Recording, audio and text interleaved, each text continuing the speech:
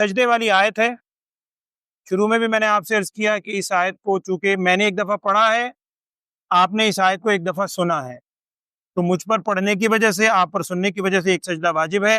ابھی انشاءاللہ ہم ترجمہ پڑھ لیں، اس کے بعد ابھی سجدہ کر لیجئے. اللہ تعالیٰ عمل کی توفیق دے، آمین. اور یہ بھی ہے، اب اگر میں دوبارہ اس آیت کو پڑھتا ہوں، میں نے مسئلہ پہلے بھی آپ کئی دفعہ سن چکے ہیں کہ سجدے والی آیت وہ اصول بار بار بتانا بھی وقت ہوتا ہے. اصول آپ کے سامنے میں نے اس دن بتلایا تھا کہ اگر سجدے کی آیت بدل جائے یا سجدہ پڑھنے کی جگہ بدل جائے تو سجدے کی تعداد بھی بدل جائے گی. مطلب یہ ہے، میں نے یہیں بیٹھ کر ایک ہی آیت کو ایک دفعہ پڑھا، اب دوبارہ اگر میں اس آیت کو ابھی دوبارہ میں نے پڑھا، پھر تیسری دفعہ میں ترجمے میں اگر تیسری دفعہ پڑھتا ہوں، آیت وہی ہے، جگہ بھی وہی ہے، نہ آیت بدلی نہ جگہ بدلی، تو میں 3-4 دفعہ پڑھنے کے بعد ایک ہی سجدہ کروں گا. لیکن اگر میں اس آیت کو پہلے یہاں پڑھتا ہوں، پھر وہاں جا کے پھر شام کو مجھے خیال ہے میں پڑھتا ہوں، اب آیت تو نہیں بدلی، جگہ بدل گئی، تو اب جتنی جگہوں میں آیت پڑھی ہے اتنے سجدے کریں گے. یا دوسری بات یہ ہے کہ جگہ تو نہیں بدلی، آیت بدل گئی، میں نے ایک یہ آیت پڑھی، اس کے بعد میں کوئی اور آیت پڑھتا ہوں آگے، اس میں بھی سجدے ہے، کوئی اور تیسری آیت سجدے والی پڑھ لیتا ہوں. اب جگہ تو نہیں بدلی لیکن آیتیں بدل رہی ہیں، پہلے ایک سجدے والی آیت، پھر دوسری، پھر تیسری، اب جگہ نہیں بدلی، آیت بدل گئی، تو اب بھی جتنی آیتیں پڑھی ہیں اتنے سجدے ہوں گے. تو بات پھر وہی آ گئی، اگر جگہ بدل جائے یا آیت بدل جائے تو تعداد بدل جائے گی. ایک جگہ بیٹھ کر جتنی دفعہ آپ آیت پڑھیں اتنی دفعہ، یعنی پڑھنے کے باوجود اخیر میں ایک ہی سجدہ ہوگا. آپ جتنی دفعہ سنیں اسی جگہ بیٹھ کے اسی آیت کو، تو بعد میں آپ پر بھی ایک ہی سجدہ ہوگا. اللہ عمل کی توفیق دے. ألا بذكر الله تطمئن القلوب. اعوذ باللہ من الشیطان الرجیم، بسم اللہ الرحمن الرحیم. افرأيت الذي تولى وأعطى قليلا وأكدى أعنده علم الغيب فهو يرى أم لم ينبأ بما في صحف موسى وإبراهيم الذي وفى ألا تزر وازرة وزر أخرى وأن ليس للإنسان إلا ما سعى وأن سعيه سوف يرى ثم يجزاه الجزاء الأوفى وأن إلى ربك المنتهى وأنه هو أضحك وأبكى وأنه هو أمات وأحيا وأنه خلق الزوجين الذكر والأنثى من نطفة إذا تبنى وأن عليه النشأة الأخرى وأنه هو أغنى وأقنى وأنه هو رب الشعرى وأنه أهلك عادا الأولى وثمود فما أبقى وقوم نوح من قبل إنهم كانوا هم أظلم وأطغى والمؤتفكة أهوى فغشاها ما غشا فبأي آلاء ربك تتمارى هذا نذير من النذر الأولى أزفت الآزفة ليس لها من دون الله كاشفة أفمن هذا الحديث تعجبون وتضحكون ولا تبكون وأنتم سامدون فاسجدوا لله واعبدوا. صدق اللہ العظیم. بسم اللہ الرحمن الرحیم. سورہ نجم کی آخری آیات، اس میں اللہ جل شانہ کی طرف سے، کیونکہ مکی صورت ہے، عقائد پہ زیادہ زور تھا، خصوصاً آخرت کے بارے میں، مرنے کے بعد اٹھائے جانے کے حوالے سے مختلف دلائل دیے گئے تھے. آج جو آپ نے آیات کا ابتدائی حصہ سنا ہے، اس میں بعض تفاسیر میں، تفسیر ابن کثیر میں، دیگر تفاسیر میں ایک واقعہ لکھا ہے شان نزول کے حوالے سے. ابتدائی آیات یہ کسی ایک خاص شخص سے متعلق بھی ہو سکتا ہے جیسا کہ بعض روایات میں ہے، اور عمومی حکم بھی ہو سکتا ہے. وہ واقعہ یہ لکھا ہے کہ ولید بن مغیرہ نامی ایک شخص تھا مکے میں، بہت امیر آدمی تھا اور بڑا تندرست، شہرت والا، اور لکھا ہے اس کے تقریباً 13 بیٹے تھے، بڑے کڑی الجوان، بیسیوں اس کے نوکر چاکر، اس زمانے میں بہت مالدار آدمی شمار ہو.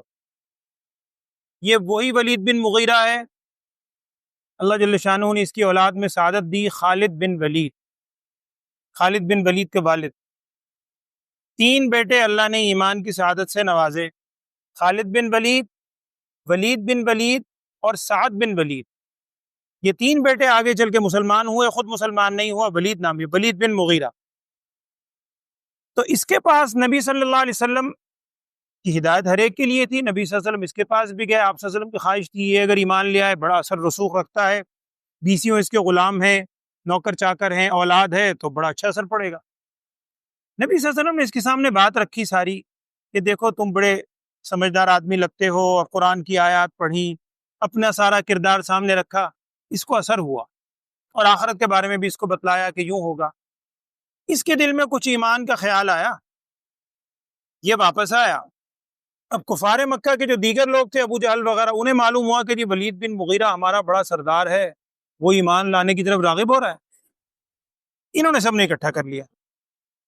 اس نے وہاں بات کی اور کہا کہ دیکھو محمد صلی اللہ علیہ وسلم ایک چیز کے بارے میں بتلاتے ہیں تو سچے، اب تک سچے ہیں، صادق امین ہم ان کو کہتے ہیں. وہ یہ خبر دے رہے ہیں کہ مرنے کے بعد ایک دوبارہ زندگی ہوگی، اور ہمارے برے اعمال ہم بھی سمجھتے ہیں کہ یہ جو اعمال برے ہیں ان کو سب سمجھتا ہے برا ہے، تو ان کے بارے میں پکڑ ہوگی، تو میں وہ عذاب کس طرح برداشت کروں گا میں اگر ایمان اس قسم کی بات کی. تو ایک شخص کھڑا ہوا کفار میں سے، بعض کتابوں میں اس کا نام عاتیہ لکھا ہے، واللہ عالم، ابو جہل کے بارے میں ہے لیکن عاتیہ زیادہ مشہور ہے، یا کوئی اور شخص تھا. اس نے، اس بدبخت نے یہ کہا کہ تجھے اگر عذاب کا فکر ہے نا، تیری جگہ میں عذاب بھگت رہا ہے، استغفر اللہ، لیکن شرط یہ ہے تو مجھے اتنے پیسے دے، مجھ سے ڈیل کر. باقاعدہ کہتے ہیں طے ہو گیا کہ میں اتنے پیسے تجھے دیتا ہوں تو میرے بدلے تو عذاب وہاں بھگت لینا. اس میں سے کچھ پیسے اس نے پیمنٹ کر دی، لیکن بعد میں خود ہی اس نے روک لیے. بخل تو تھا دل میں کہ پتہ نہیں ہو نہ ہو، کل کو یہ باتیں کہانیاں ہی سمجھتے تھے وہ روک لیا. اس کا ذکر ہے شروع کی آیت. بعض کا کہنا ہے کہ یہ عمومی حکم ہے، واللہ عالم، قرآن نے تو وضاحت نہیں کی، چونکہ تفسیر ابن کثیر وغیرہ دیگر تفاسیر میں یہ واقعہ لکھا ہے، اس لیے میں نے آپ کو سنا دیا. بعض کہتے ہیں عمومی حکم ہے ہر اس شخص کے لیے کہ جو تھوڑا سا دین کی طرف راغب ہوتا ہے، یا تھوڑا سا اللہ کے راہ میں خرچ کرتا ہے، پھر پتہ نہیں اس کے دل میں ڈر آتا ہے، خوف آتا ہے کس چیز کا. اور قرآن نے بھی کہا نا، الشیطان یعدکم الفقر، شیطان تم سے وعدہ کرتا ہے فقر کا، کہ جی فقر و فاقہ آ جائے گا، اس وجہ سے بندہ دیتے دیتے رک جاتا ہے. تو ایک عمومی حکم ہے، وہ بھی ہو سکتا ہے. الفاظ کیا ہیں؟ افرایت الذی تولی، کیا آپ نے دیکھا اس شخص کو، تولا جس نے منہ موڑا، وَأَعْطَى قَلِيلًا وَأَكْدَى، اس نے تھوڑا سا دیا، وَأَكْدَى اور پھر رک گیا. اقدا کا اصل میں لفظی معنی ہوتا ہے، کتابوں میں لکھا ہے کہ جب کوئی شخص کھدائی کر رہا ہو، چٹان کھودتے ہوئے، یعنی اچھی بلی کھدائی ہو رہی ہو، آگے کوئی سخت پتھر یا چٹان آ جائے کہ کام کرتے کرتے کرتے رک جائے، اس چٹان کی وجہ سے گویا کام جو چل رہا تھا وہ رک گیا. تو اسی لیے اس کا معنی کرتے ہیں کہ پہلے اس نے کچھ دیا اور بعد میں روک لیا، یعنی پہلے کچھ مال دیا بعد میں روک لیا. عندہ علم الغیب فہو یرا، اور وہ جو یہ کہہ رہا ہے کہ جی تم آخرت میں یوں کر لوں گا تمہاری جگہ، تو اللہ کے بندے کیا اس کے پاس کوئی علم غیب ہے؟ فہو یرا، وہ دیکھ کر آیا ہے کہ جی آخرت میں کوئی بات نہیں، میں تیری جگہ بھگت لوں گا، ایسی بات تو ہے نہیں. جب علم غیب بھی نہیں ہے تو ایک چیز اور ہے علم کی جو اس وقت بھی تھی، اس کے بارے میں تنبیہ کی گئی. ام لم ینبأ بما فی صحف موسیٰ، کیا ان تک خبر نہیں پہنچی حضرت موسیٰ علیہ السلام کے صحیفوں کی، اور وَإِبْرَاهِيمَ الَّذِي وَفَّى، ابراہیم علیہ السلام کے صحیفوں کی، الَّذِي وَفَّى، جو بہت ہی وعدہ پورے کرنے والے تھے، بہت ہی وعدے کو وفا کرنے والے تھے ابراہیم. کیا ان کی خبر نہیں پہنچی؟ یعنی سابقہ انبیاء کی خبریں بھی ان کے پاس آ چکی ہیں. چلو غیب کا علم نہ صحیح، یہ سابقہ انبیاء کی علم خبریں تو ہیں موسیٰ علیہ السلام کی، اور ابراہیم علیہ السلام کو تو مانتے بھی تھے، ہم ملت ابراہیمی کو ماننے والے ہیں، وہ بھی بیت اللہ انہوں نے ساری تعمیر کی، سارا کچھ تھا. کیا ان تو خبر نہیں آئی ابراہیم علیہ السلام کی وفا، جو کہ بہت زیادہ وفا کرنے والے تھے؟ یہاں تفسیر ابن کثیر میں ایک دو واقعات لکھے ہیں روایات کے حوالے سے، میں وہ عرض کر دیتا ہوں بس۔ ایک تو عمومی حکم ہے کہ ابراہیم علیہ السلام بڑے وفا کرنے والے تھے، وہ سارے اللہ تعالیٰ کی طرف سے جو آزمائش ہے اس میں بھی پورا اترے، اس میں بھی پورا اترے، بچے کو ذبح کرنے کا اس میں بھی پورا اترے۔ ایک روایت میں الفاظ یہ آتے ہیں کہ صحابی غالباً حضرت ابو امامہ رضی اللہ تعالیٰ عنہ ہے، ابن کثیر وغیرہ میں یہ روایت نقل کی گئی، وہ کہتے ہیں کہ مجھ سے نبی صلی اللہ علیہ وسلم نے میرے سامنے یہی آیت تلاوت کی، وَإِبْرَاهِيمَ الَّذِي وَفَّى، اور مجھ سے پوچھا کہ تمہیں معلوم ہے کہ وفا کا کیا معنی ہے؟ ابراہیم علیہ السلام کی صفت وفا کیا تھی؟ یہ کہا نہیں، اللہ اور اس کو رسول جانتا ہے۔ نبی صلی اللہ علیہ وسلم ارشاد فرمائے جس کا مفہوم یہ ہے کہ وہ صبح کے وقت 4 رکعت نماز اشراق پڑھا کرتے تھے۔ معمول تھا ان کا کہ صبح کے وقت ایک تو اپنی نماز فجر کی ہے، لیکن اس کے بعد سورج نکلنے کے بعد 4 رکعت نماز اشراق پڑھا کرتے تھے۔ اور ایک دوسری حدیث میں بھی آتا ہے، ابن ماجہ وغیرہ میں غالباً وہ حدیث، ترمذی میں ایک اس میں، جس میں نبی صلی اللہ علیہ وسلم نے ارشاد فرمایا اللہ تعالیٰ یہ پکارتا ہے انسان کو مخاطب کر کے، اے ابن آدم تو صبح کے وقت میں اگر 4 رکعتیں یعنی ان اشراق کی نماز سے اگر تو آغاز کرے گا تو میں شام تک رات تک تیرے تمام کاموں کی کفایت کر لوں۔ تو وفا کا ایک معنی یہ بھی ہے کہ ان کا معمول تھا، اور بعض کتابوں میں لکھا ہے، میں وہ بھی آپ کو بتلا دیتا ہوں، چھوٹے چھوٹے عمل ہیں، ہم عمل کرنے کی اللہ سے توفیق دیتا ہے، وہ بھی اگر آپ پڑھ لیں تو ابن کثیر میں یہ روایت بھی لکھی ہے، میں بلکہ آیت دکھا دیتا ہوں آپ کو، قرآن پاک میں آیت پیچھے گزری ہے غالباً 21ویں پارے میں شاید، کہ اس میں آتا ہے کہ ابراہیم علیہ السلام صبح کے وقت اور شام کے وقت 3 دفعہ یہ آیت پڑھا کرتے تھے۔ وہ اگر کوئی حافظ بیٹھے ہیں اور رات رات بھی بیٹھے ہیں، فسبحان الذی حین تمسون وحین تصبحون، کہاں آتی ہے؟ وَلَهُ الْحَمْدُ فِي السَّمَاوَاتِ وَالْأَرْضِ، 21واں پارہ یہ، ہاں وہ 21واں پارہ ہی ہے، میں 500، ہاں یہی ہے، میں نے بھی بلکہ صفحہ وہی کھولا ہوا ہے، یہ 564 پیج ہے، اس میں نیچے سے 1 2 3 4 5 5ویں سطر ہے، یہ آیت بنتی ہے سورہ روم ہے، سورہ روم کی آیت نمبر 17 اور 18، یہ آیت یاد کر لیں۔ ابراہیم علیہ السلام، اس روایت کے مطابق ابراہیم علیہ السلام یہ 2 آیات 3 مرتبہ صبح 3 مرتبہ شام پڑھتے تھے، فسبحان اللہ حین تمسون وحین تصبحون وَلَهُ الْحَمْدُ فِي السَّمَاوَاتِ وَالْأَرْضِ وَعَشِيًّا وَحِينَ تُظْهِرُونَ، پاک ہے اللہ کی ذات حین تمسون، بلکہ فسبحان اللہ، تسبیح اللہ کی ذات کی، حین تمسون وحین تصبحون، صبح کے وقت بھی شام کے وقت بھی اسی کے لیے ہر تمام تعریفیں ہیں، آسمانوں میں بھی زمین میں، وَعَشِيًّا وَحِينَ تُظْهِرُونَ، وہ عشاء کے وقت بھی، زور کا دوپہر، یعنی تمام وقت میں اسی کے لیے تعریف ہے۔ تو یہ آیات 2 پڑھا کرتے تھے دعا کے طور پر، جو قرآن میں بھی آئیں ابراہیم علیہ السلام، اس وجہ سے ان کو وفا کہا گیا، واللہ اعلم۔ ایک تو وفاداری تو معنی ہے ہی، لیکن یہ آیتیں یاد کر لیں، اس کا بھی ہم اگر معمول بنا لیں پڑھنے کا، اللہ عمل کی توفیق دے۔ آگے الفاظ یہ ہیں، یہ آپ نے پہلے ہمارے سلیبس میں بھی، میٹرک وغیرہ کے سلیبس میں بھی یہ آیت ہے، اللہ تزر وازرۃ وزر اخری، یعنی صحف ابراہیم اور صحف موسیٰ، ان میں یہ بھی تھا کہ اللہ تزر وازرۃ وزر اخری، کوئی بوجھ اٹھانے والا کسی دوسرے کا بوجھ نہیں اٹھائے گا۔ اس نے جو کہا تھا فکر نہ کرنا، میں تمہارا بوجھ اٹھا لوں گا، اتنے بس رقم دے دو، آخرت میں میں بھگت لوں گا، تو کہا جا رہا ہے اللہ کے بندے کوئی شخص دوسرے کا بوجھ نہیں اٹھا سکتا۔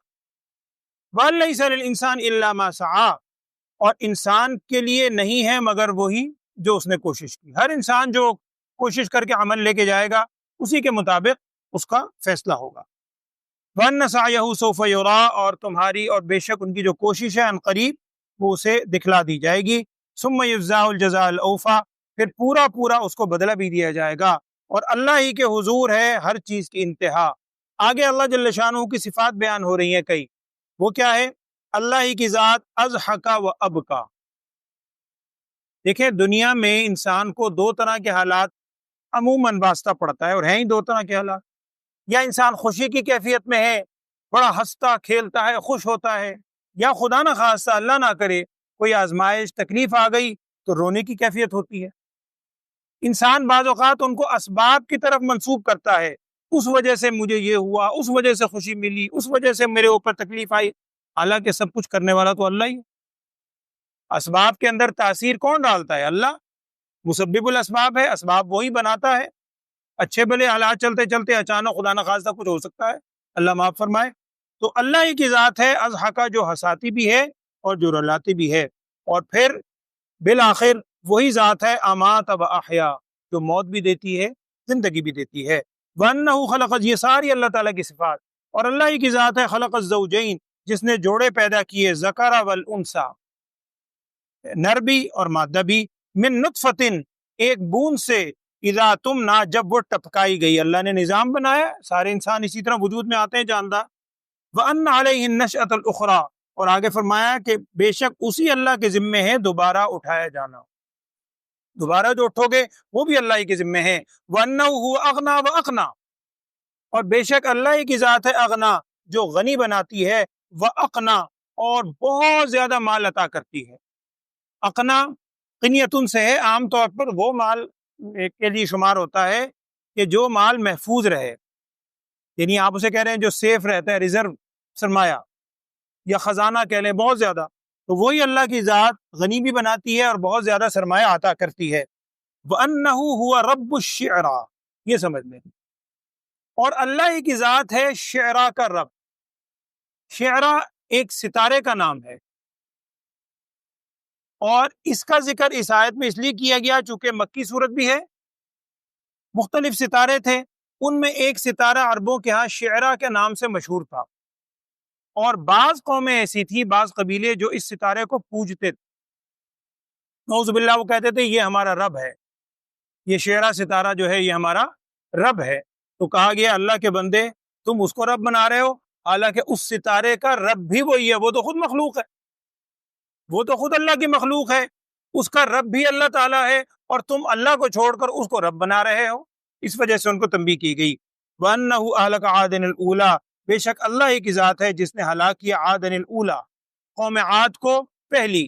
عاد اولیٰ، عاد اخرى دونوں الفاظ آتے ہیں، اور بعض حضرات کہتے ہیں قوم عاد کو عاد اولیٰ کہا جاتا ہے، اور قوم سمود اس کے بعد آئی ہے، حضرت صالح علیہ السلام کی قوم، آگے الفاظ بھی ہیں، اس کو عام طور پر کیا کہتے ہیں؟ عاد اخرى۔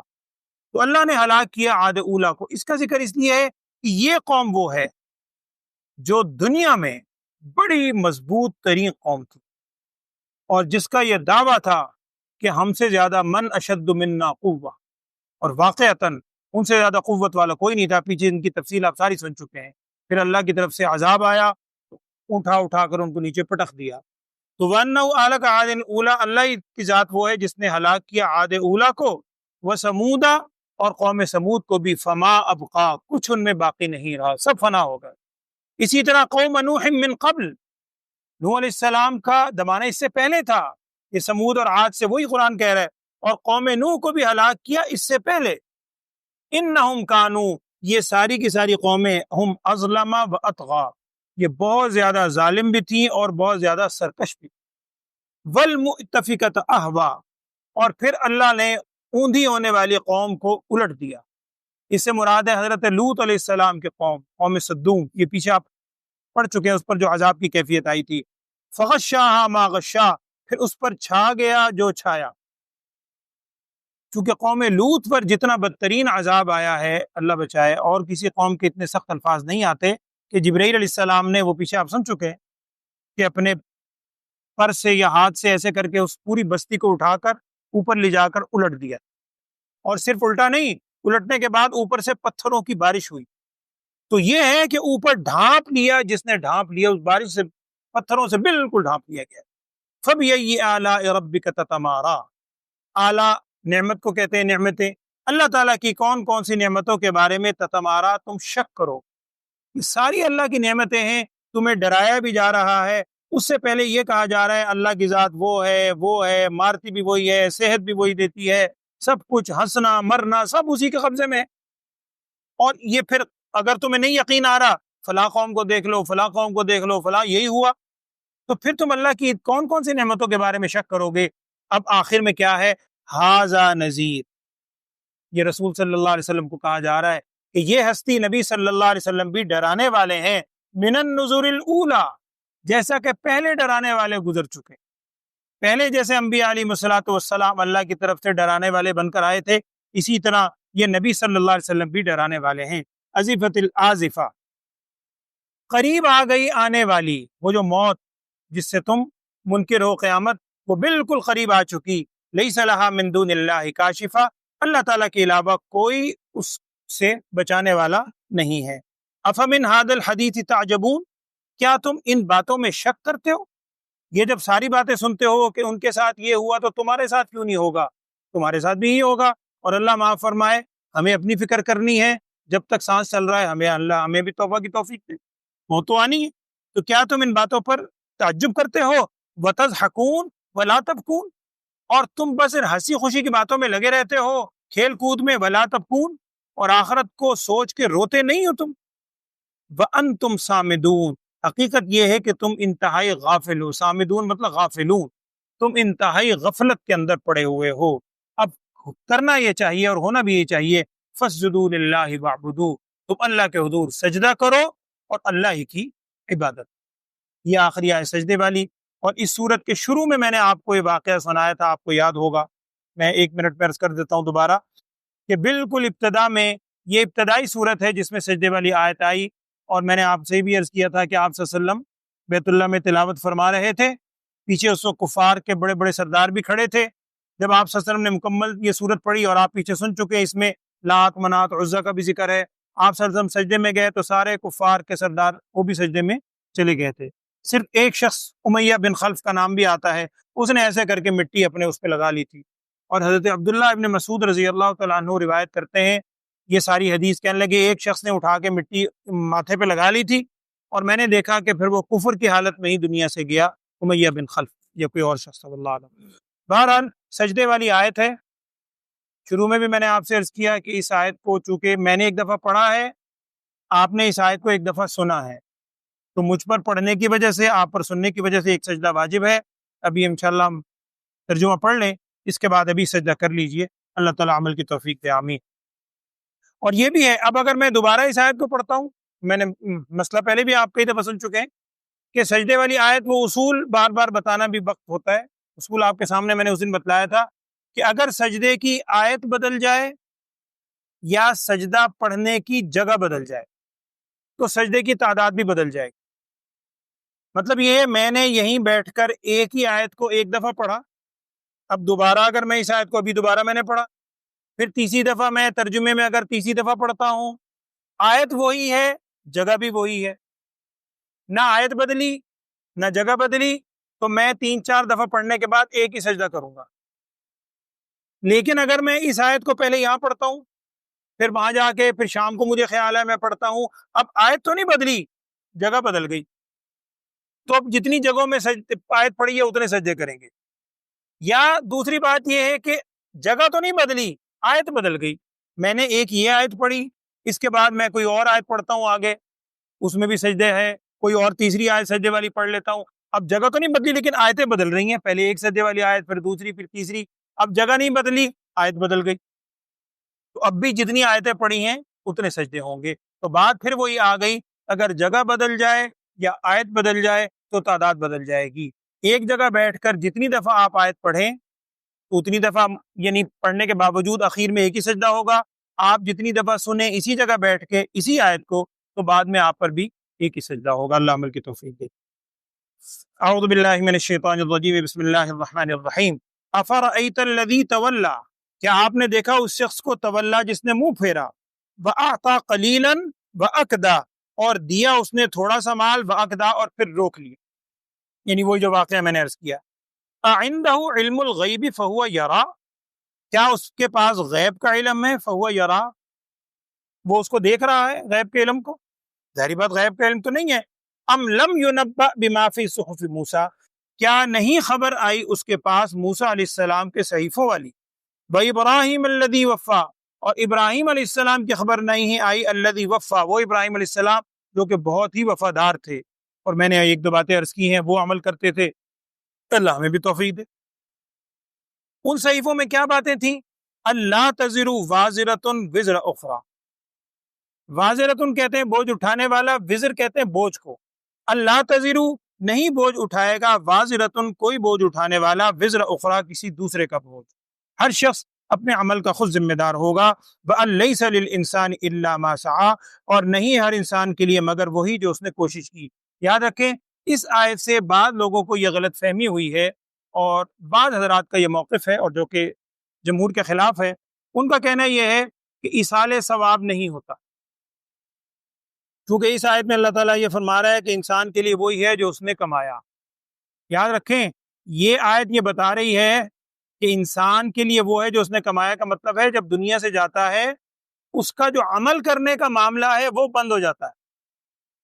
اس میں یہ نہیں آ رہا کہ اگر دوسرے کے عمل سے، وہ تو حدیث میں بھی ہے، بہت سی حدیث میں ہے، وہ ایک حدیث آپ کو کئی دفعہ آپ سن چکے، نبی صلی اللہ علیہ وسلم نے ارشاد فرمایا تھا بندہ جب دنیا سے رخصت ہوتا ہے عمل ختم، لیکن 3 چیزیں تو جاری رہتی ہیں، وہ اس کا عمل تو نہیں ہے، ایک صدقہ جاریہ، ایک نیک اولاد، اور ایک اس کے بعد پھر اگر اس نے کسی کو تعلیم دی ہے، اور بہت سے ہمیں دعا سکھائی گئی، سورہ نوح کے آخر میں بھی ہے، اور سورہ ابراہیم میں بھی، ابراہیم علیہ السلام ہم نماز میں پڑھتے ہیں ہر روز، رب اجعلنی مقیم الصلاۃ ومن ذریتی ربنا وتقبل دعاء ربنا اغفر لی ولوالدی وللمؤمنین یوم یقوم الحساب۔